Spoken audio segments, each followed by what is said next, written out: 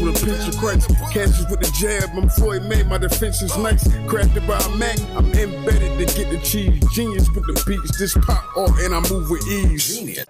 Welcome to the Inquisitive Mind of Lewis T. Normally on the red couch, but this time we're on a green couch. Thank you for allowing me not in your home to record this, but as a host. So you are gracious. I am a gracious. I don't know. Thank you. You are so welcome. Thank you for coming to chat with me. I appreciate that. Welcome to my space, my apothecary, my humble abode. So I'm happy to just be here and share some good knowledge with the people. And let's talk about what you tell the people your name and where they can find you at. Okay. My name is Nikki. My spiritual name is Isha. But most people call me Nikki or Nikwan. I'm a personal chef as well as an herbalist and spiritual advisor. You can find my online apothecary at teenyherbs.com. And then for all of your personal chef needs, that is nikkicancook.com. If you are located in the metro Atlanta area, you can always just stop by my space, grab a few things, or, pick up your order or hire me for any of your personal chef needs. Awesome. So yeah, we're going to kind of talk about that journey from what I like to jokingly call Nikwan the chef to Erica Nikwan. Erica Nikwan. It's so funny when you pick up like the spiritual path or you own it, you automatically are like dubbed like Erica or the Baduisms and things. So, I take that. That should be a compliment. Yeah, I was going to say I take it as a compliment. I take it as an adornment. It's no slight or anything like that. But I just said, I just find it interesting how that title usually comes. Yeah, I could get a little stereotypical.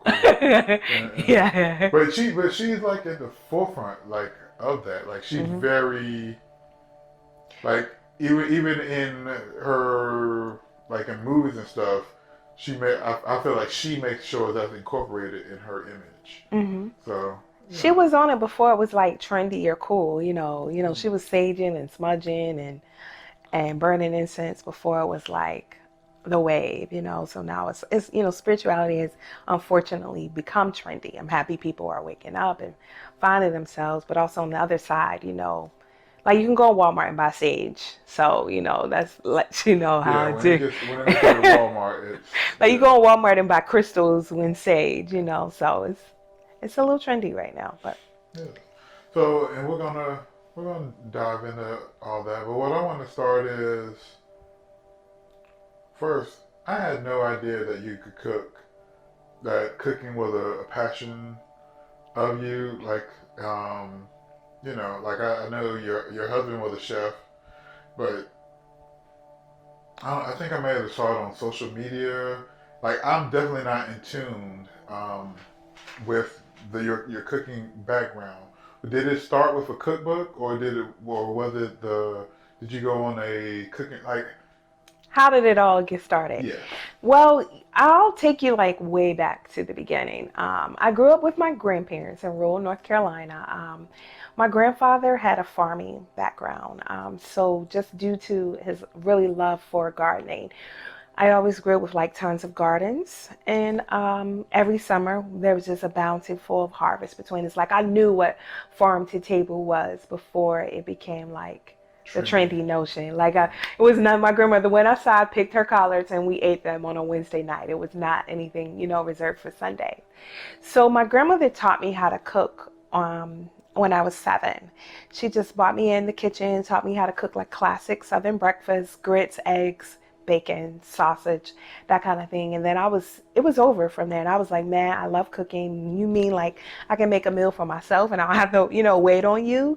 So I just spent my Saturdays literally going through like Betty Crocker cookbooks, like from like the 1970s and stuff that she had collected. Or were given to her like as gifts or everything.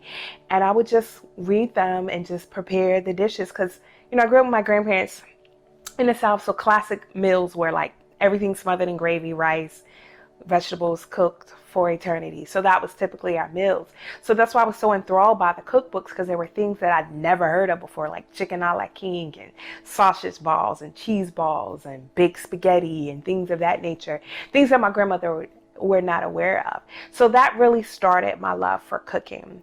And then I just went through life, and my teenage years, just trying to figure out, didn't know any chefs. We didn't live near fancy restaurants or anything like that. Like, there was literally one restaurant in my town, and they sold seafood, and they were, I wouldn't say necessarily expensive, but they were out of our price range, so we never ate there. Mm-hmm. So I wasn't really exposed to food beyond things smothered in gravy. So when I was picking a career path, I just went to the Army for 2 weeks, came back. That's like another story. We won't get into that. And then I went to college. And when I was in college, I realized I hated it. I was like, this is not what I want. I really want to go to culinary school. So I started researching. Culinary school was like hella expensive. Moving to New York, no place to live. And it just did not seem feasible. Plus, my family did not want me to leave out of state, being so young. So I just was like, I'll just finish my 4 years at university. But I still always had this love of cooking. And every day when I would get home from class, I would watch Emeril Lagasse on TV. Like, I would watch Food Network for hours on hours and hours. And that is really literally what taught me the fancier side of food. Like, when I started experimenting with making my own Alfredo sauces, or properly searing meats, and how to cook pancakes the correct way. So when I tell people my culinary experience, I graduated from Food Network, like literally. Like, that is what it was. And I always daydreamed about, one day I'm going to make it on Food Network. I'm going to make it up there. So fast forward to multiple career paths of entrepreneur, being in social work and things, moving to Atlanta. A friend sent me a tape. Also, let's not skip over Shoe Diva. Oh yeah, Shoe Diva. I mean, that was the beginning of entrepreneurship, owning a shoe store in Wilmington, and I owned that for 3 years, worked and owned that. So yeah, but closed that and moved to Atlanta, and probably being here for probably about like a year and a half or so. Even in being here, me and the Hubs, we did a food delivery service. It boomed, and then it kind of like just spazzled out as we were like focused our energy on other things. It was called Delish Deliveries. So that was actually like literally like my first food service to people was Delish Deliveries. And that was delivering like prepared food to people, like family meals and things. And so, that just wasn't enough to keep us comfortable. So I went into the workforce, and while I was in the workforce, of course, I hated it.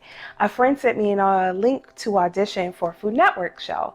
So I remember that was literally like on a Thursday, and the audition was on Saturday. So I was like, I'm going to do it. I made a dish. It was actually a dish that I learned from a good friend of mine, a good Dominican friend. Her mom taught her.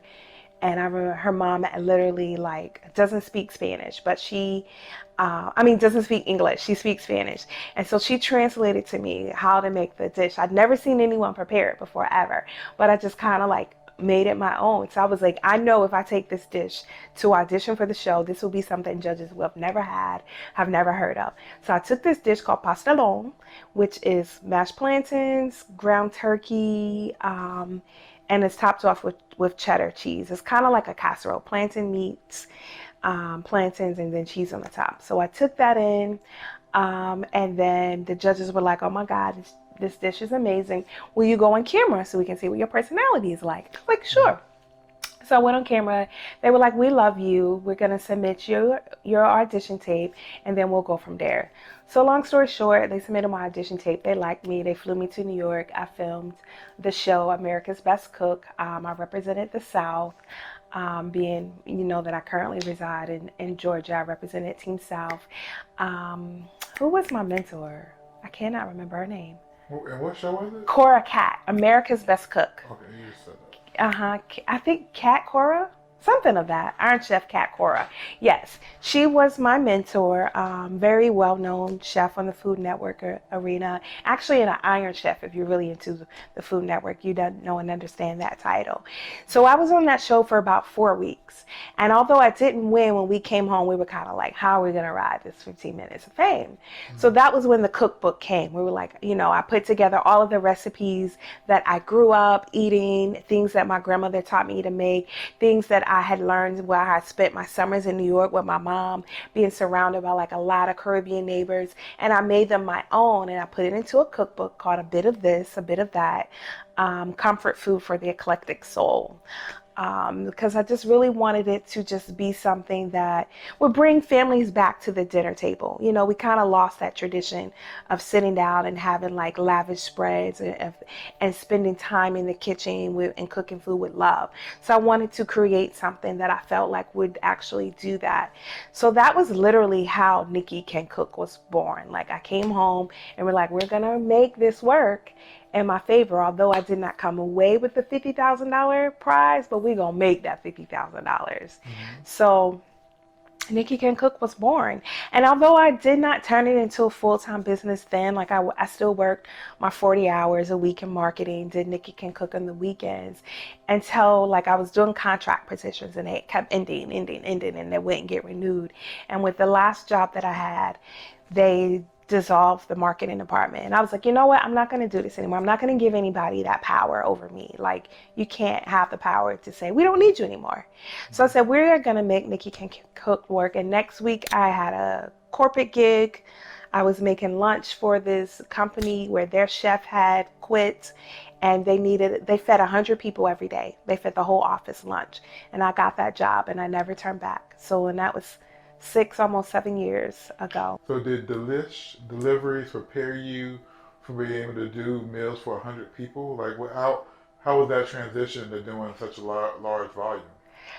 You know what? I just flowed with it. I can't really say it prepared me for it, because with Delish Deliveries, I think the max I may have made people food for was maybe like 20 people, Mm-hmm. I think I just grooved with it, It was kind of like, I know a cup of rice will feed about 5 people, so I'm going to multiply it, I'm just going to multiply it and just taste along the way, so that I ensure that if you were getting a small meal from me, you still getting that same flavor as if it was 100 people. Because oftentimes when people cook in big batches like that, they lose some of the love, mm-hmm. and they definitely lose flavor. But I still wanted to incorporate that, so been rocking and rolling since then. Okay. How did you become a celebrity? I don't know why I'm doing air quotation. How did you become a celebrity chef? Who was your first, I guess, high-profile client? I'll probably say first high-profile client. Who would that have been? I used to do work for Tree Sound Studio, mm-hmm. And they would pull me in like I still am very cool with the chef there. She has since left Mali, and I met her at like a few events, and we just clicked. And so whenever she would have something or needed someone to man the kitchen, like let's say someone Future is dropping his next album and he's releasing it at Tree Sounds or something of that nature, she would pull me in, and I would just be like the head person of the kitchen, head chef. So that probably was the start of it, cooking for celebrities, like cooking for Rosie Perez and cooking for Future, and who else did I do work for from Tree Sounds? I know there was somebody else. This was very early on, so my memory kind of has faded from that. But then from there, it just really became a matter of meeting people, and they're like, oh, I need a chef. And they're like, that it really just evolved in that way. And then I started preparing food for the Dream and being someone that he would call on regularly. And then from there, I'm trying to remember how I even started being the go-to person for like events for Future Studio. I can't remember how that a PR intern that I had did a cooking class with, who she became their PR person. She connected me, and I did a retreat for his mother, and then they loved me. And so from then on, they would just plug me in whenever they would have events and things of that nature. So that was really, and then from there, his mom recommended me to someone who knew Tyrese, and then I, did a few things with them. And I really hate all this name dropping. I do, because I'm just really not not that kind of person. So, but living in Atlanta, yes, I have cooked for a few celebrities, so, but to me, it's like, I cook for them, I cook for anybody else, because I've been in plenty of people who may not have who are not famous, but they hold the same amount of money, and so it's all the same to me, Yeah, so celebrities, you don't feel like, so you don't consider yourself a celebrity chef?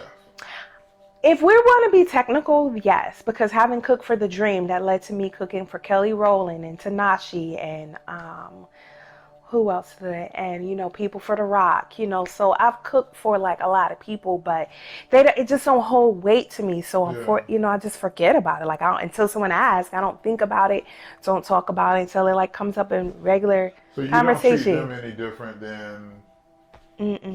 I can't say when I saw Kelly Rowland, like I had a little, I don't want to say starstruck, but I was like, oh my God, she's as beautiful in person as she is on TV, and she smelled pretty. So I was like, I never met anybody that like, she smelled pretty, So other than that, it's just kind of been like, just I go in people's homes, I cook for meals, and I exit. Yeah. Yeah. Any weird clients? Always weird clients. There's always that weird client or someone that may not be satisfied, even though you did your best, but I wouldn't say like I had like any weird celebrity experiences. And I'm sure I've had some like weird, because you're going into people's homes, and sometimes they forget that they have someone that they don't know coming into their house, and I'm gonna prepare 4-course meal, so yeah. Okay. All right. So how did that transition to being like, how do you define your current role? I currently define my current role first now as I wear the title of an herbalist, and then everything else will, kind of fall in line underneath that. Because I started a very, very, very slow transition to herbalism last year, with Nikki Can Cook kind of being like the front burners and herbalism being on the back burners. But I knew where I wanted to be, because Nikki Can Cook just evolved. Like I enjoyed cooking, but I didn't love it. Like I didn't want to like retire from being a chef, or that being like the only thing that I did, because I'm a multifaceted person. I wanted to put my hands in multiple pots.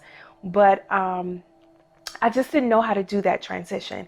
And as I moved to a plant-based lifestyle, I wanted to just ensure that I was in total alignment in everywhere, in all facets of my life. So I started building the herbalism and making things for friends and putting up the website and selling, and always making sure that I'm having conversations about health and wellness with people. So it actually came to fruition like last year in January, but it didn't become full time for me until COVID. Like, so, when the pandemic hit, and I was, people aren't having people in their homes, and my corporate clients have to work from home, and they no longer need lunch services. There was literally like not a need for my service, especially when you weigh the risk, the risk of like people called upon me because they didn't want to dine out to eat, but did I want to risk being sick going into people's homes because I don't know where you've been and I'm touching surfaces. So it's been like, I would like to call it the perfect transition, because Nikki Can Cook has just kind of just progressed into being something else that it previously was last year. And then I get to step up as Isha the herbalist. I get to step up as the healer and the hormone healer and the woman with womb wisdom and the womb healer and the spiritual advisor that helps you get on the right path when you're stuck and when you're seeking clarity. So I have loved the transition, and where most people may have thought like, oh my God, here's my main staple of income, and I'm not getting that anymore, because I had to build upon a new business. I've enjoyed it because it's called for slowness and mindfulness and living with intention and purpose and making sure that I'm coming into alignment where when I fully function as a personal chef, frying chicken and making barbecue and macaroni and cheese for people, although that's not my diet, but that's what the things that people enjoyed, it always felt like a contradiction. So I'm kind of like just like happy the way things happen, like the slow transition of things, of just moving in from being Nikki the chef to an herbalist and working in that spiritual and health and wellness space. So much appreciative for the slow transition. Okay. So now people call on me to get rid of parasites versus 4-course dinners. So yeah, it seems like with maybe not right now during COVID, but it seems like there's an intersection between the two. Because with like maybe like a balanced meal where you can prepare something that you might prepare for yourself, to as Nikki can cook, that complements the herbs and stuff that you go with it. Yeah, I would say like with the COVID and everything like that coming about, it has really made people be more mindful of their health. And because we're spending so much time boosting our immune system and, of really wanting to not get sick or not have the experience the detriments of what the virus has done to people. So it has made people step up and say, well, maybe I need to reevaluate what I put into my body, just to help eliminate my risk of exposure or, or the risk of it just, doing a lot of harm to my body. So I've appreciated because, sea moss has become trendy and like people are out here, eating a sea plant. And it's like, okay to do that, it's not like, well, why are we eating this? People are like, sea moss, I heard about sea moss, let me try it. And it's going to keep me from getting COVID. Okay. Like it's like people are okay with the weird things, that used to be so taboo or weird or just like, I'm not going to eat that. It's okay now. So sea moss, that's something we talked about off and on, off camera. And like it being, how you said before, trendy. Why, I guess, 2-part question. Mm-hmm. Why do you think it's becoming so trendy? And I guess you kind of answered that just before. But what are the benefits of sea moss? And kind of what is it? Like, is it what I'm thinking? Like, when you say sea moss, is it what I'm thinking of? Or, kind of explain that to Yeah, well, I think sea moss became really trendy just by people taking it, and it's like the amazement of it. Like if you've never had it before, or you don't typically eat like a clean, healthy diet, and then you ingest sea moss, like oftentimes people say they get like a boost of energy, or their joints feel lubricated, or their bowels move a lot easily, or if they were riddled with a lot of thyroid issues or anemia or things of that nature, when they start incorporating sea moss into their diet daily, they feel the changes like almost immediately. Like, it's not something that you have to wait on for a long, long time. You start to see the difference. And as little as I take a tablespoon in the morning, and 2 hours later, I have a bowel movement. Like people see that. So the product really has sold itself, because the benefits have sold itself with men, the increase in libido for men and the endurance and the strength building and the anemia benefits and the thyroid benefits. And of course, people say it contains 92 of the 102 minerals that the body needs. So it's really literally like taking a multivitamin because the benefits of it outweigh the taste. Because for some people, they're like, oh, it's disgusting, but I feel like the benefits outweigh the taste of it. Of course, there's flavored varieties. Like I have flavored varieties on my website, like strawberry, tropical punch, and all of those things. And elderberry, yes. But they taste like, just adding a boost to your smoothie or just taking about a tablespoon, and it's, it's just good. Now, the plain sea moss is really good for topical. Like if you have eczema or you want to use it as a sea mask, or you can put it in your hair. Like it's endless. Like I could sit here and we could talk an hour about sea moss. You know, I say sea moss will give you the Megan Thee Stallion knees. You know, of course, if you coupled it out with a few other things, but Dr. Sebi was the one who definitely created a culture of sea moss, and he attributed sea moss to his longevity and to his lubricated joints. Like he would say, like as a 70-some-year-old man, he could bend down and stoop and get up, and he had no problems doing that, and he attributed that to his daily intake of sea moss. So Okay. And when we're talking about flavors, and they can get sea moss off your website? yes, I ship sea moss. You can go to teenieherbs.com, and teenie is Teenie, herbs, Herbs, and just pick your flavor and I'll ship it to you. Yeah, and typically, how much, like, what servings do those get sold in? They come in 16-ounce jars. Okay. 16-ounce jars, and that will, if you take just a tablespoon a day, it will last a month. You know, if you take what I would advise to be like 4 tablespoons, it's not going to go as far. You know, you probably might want to, order 2 jars. But most people start with about 1 to 2 tablespoons, and you will see the benefits. But I say if you want to see them like in its entirety, or you need to work on eliminating some diseases that are in your body, then definitely go with 4. And you can, and it's not like you can take too much sea moss. Like when I make sea moss, I end up eating like a half a cup by the time I've jarred up everything and running around like a rabbit, so I love it. I love sea moss. Okay. And it's the real, like... Yes, it is a sea plant. It grows naturally in the ocean, off the coast. Like my sea moss comes from the Caribbean, St. Lucia to be exact. So it is literally harvested from the ocean. Like it just grows wild. Then it has to dry out in the sun to kind of like cure it. So when it arrives and comes to me, it comes full of salt, sea salt, and it looks like bronchial tubes in the lungs, which why it's so good for upper respiratory issues. And then it is just soaked to remove some of the sea taste, and I get all the crustaceans and the sea matter out of it, and then it's blended with whatever flavors I'm gonna add to it, and then jarred up and shipped to you. Nice. And I just mentioned elderberry. Elderberry is also another trendy, doing my air quotations for the people that can't see me, trendy. I think they thing. heard it in your voice. They heard the air quotation. Yeah, elderberry is trendy right now, and things become trendy when you get the things that holistic people like me would normally make, and you had to know a holistic person to get elderberry or make it yourself. But now you can find it in Walmart, and it's in gummies. Like when you see elderberry gummies on TV, you know that it's become really trendy.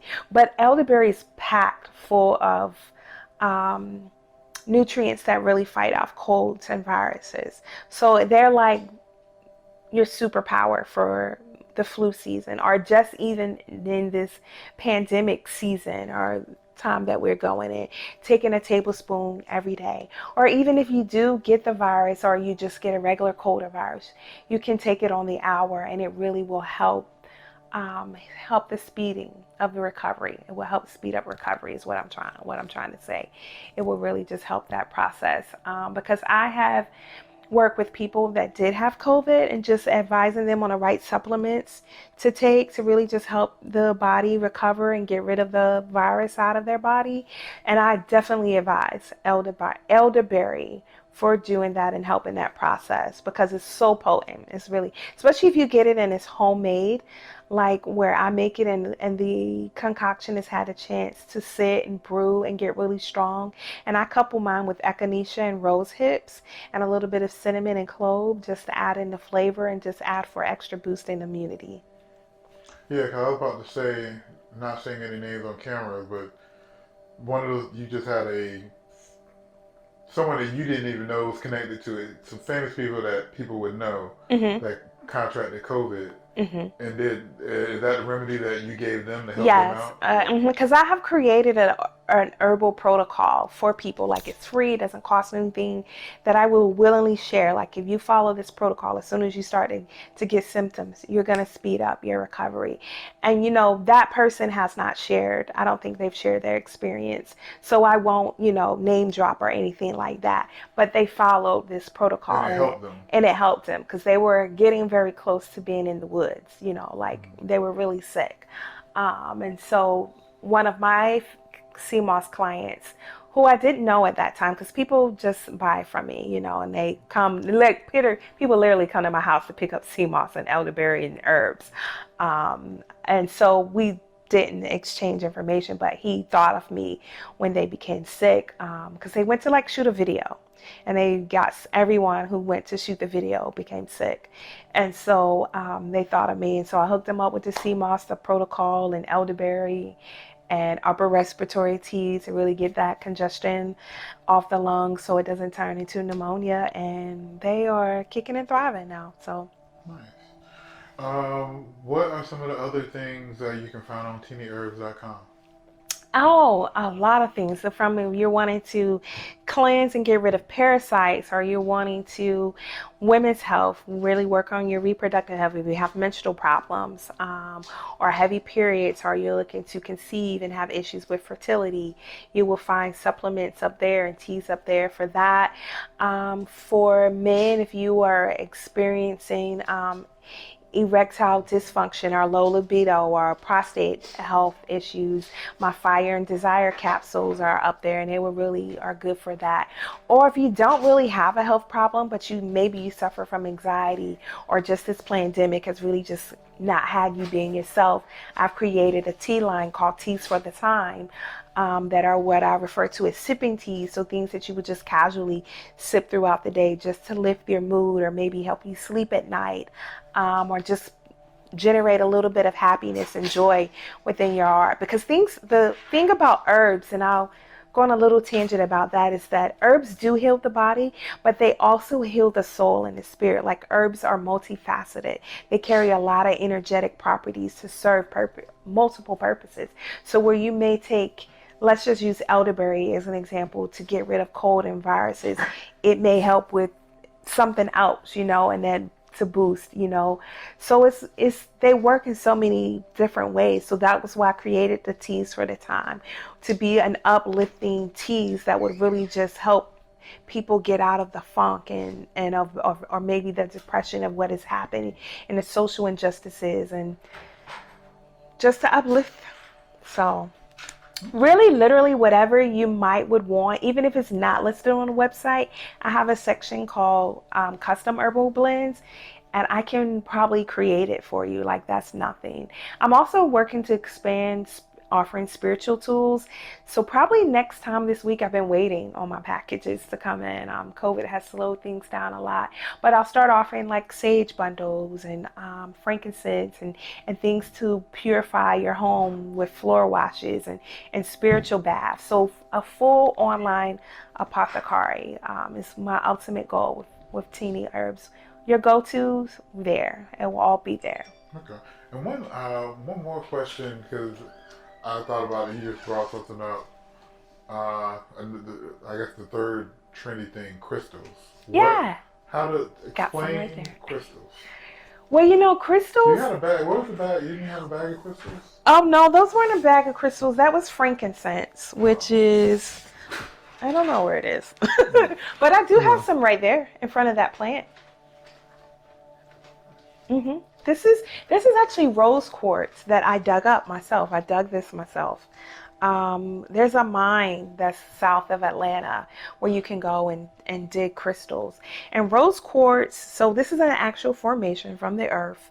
I can't go deep into how they are formed, but they are natural. They're not like man-made or anything like that.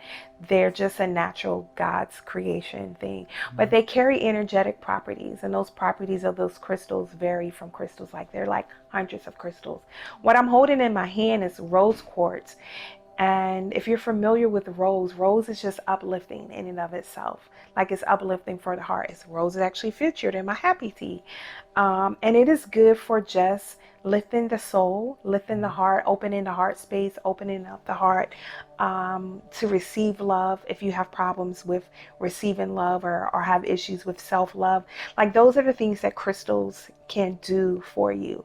Like they can really, and you can take the energy of that crystal and embark it into your life just by simply holding it, carrying it in your pocket, wearing a bracelet of it, necklaces or anything of that nature. Like I advise people, like if you're wanting to get into crystals, don't do the research. Go to a place like a shop, not an online shop, but a place in your local city, and just go and look, and whatever you're drawn to, take it home with you. Because crystals aren't expensive. It's a cheap spiritual investment. So, and just then when you get home, search it, and then you'll literally will see how where you are and what you need in life right now, that crystal matches and will be able to help you on your journey. So they're really a spiritual tool. Long story short, crystals equal a spiritual tool in the same way that someone may use the Bible as a spiritual tool for uplifting or wherever they are. Crystals service that same property. They're just really, really, really, really powerful spiritual tools that you can wear, put around your home for protection, uplifting, cleansing. How many crystals do you have? My crystal collection is really kind of small. I'm almost like, as a spiritual person, I'm almost like ashamed to even put a number out there. Because it's like, I'm supposed to be loaded with crystals. I probably have, but I also give them away in my spiritual work. When people come to me for cleansing or spiritual bathing or for consultations, I give them away too. So let me give myself credit. Probably now in my own artisanal, I probably have like maybe 20. Okay. 20. So if we add into the parts, the pieces that I use for jewelry making, then it would make the number go up higher. But just hard rocks, probably about 20. If we want to include all the ones I've dug up that happen to be outside of my house, then I might get to about 30 or 40. But the prettier ones I have in the house, and the ones that had a little bit more of that Georgia red clay in them, I left them outside just to fill the house with love outside. So yeah, I would say people, get you some crystals, change your life. Just go in the store and be like, I want that one, that one, that one, that one. Go home, do the research, learn how you can work with them, how you can charge them in the mood, how you can incorporate them to your life, take baths with them, adorn yourself with them, and you will literally see your life change. I'm working on a waist bead line that will incorporate crystals. So only for women, of course, so that they can really just work on it. It'll be called Spirit and Truth. So for my clients who come to me and they need grounding or protection or learning how to love themselves, they'll be able to just grab a waist bead for me to just help them on their journey to enlightenment and to peace. Because that's all I'm about, is finding the peace, the love, and the joy. Okay. All right. Any last words, anything that you want to say that you felt we didn't touch on, or anything that I might have missed? I want to leave with this last part in wisdom, that if you roll across this video and it touches you in some way, follow your inner guidance system to wherever that leads you to. Because just know and understand that if you've made it to the end of this video and you watched it, it was not by chance. And if you need some help along the way, just reach out to me. I offer pro bono services. If you want detailed services, I'm here for the people. I'm here for the healing of the people. So I never want money to stand in the way of me helping another individual on their journey. So just bless up and love and light.